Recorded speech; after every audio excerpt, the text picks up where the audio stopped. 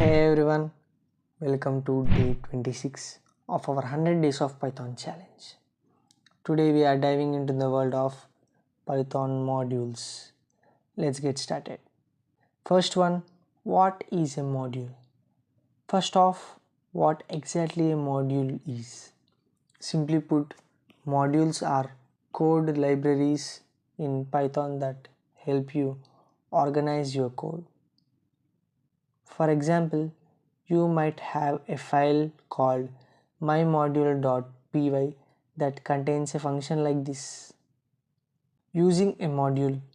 Now, how do you use your module? It's easy. Just import it and call its function. With this line, you can greet someone by calling mymodule.greeting.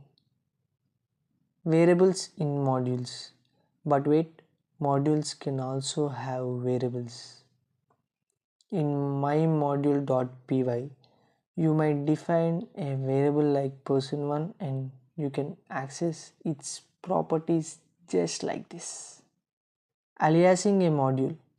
Want to make your code cleaner? You can use as to rename a module when you import it.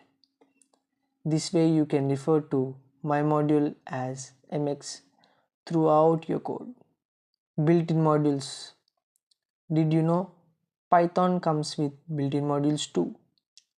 For instance, the platform module lets you check your operating system.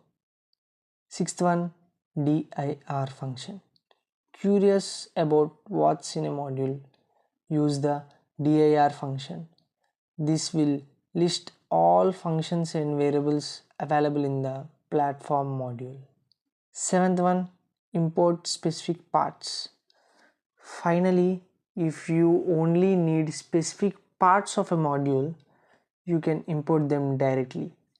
With this line, you can access person1 directly without needing to reference my module.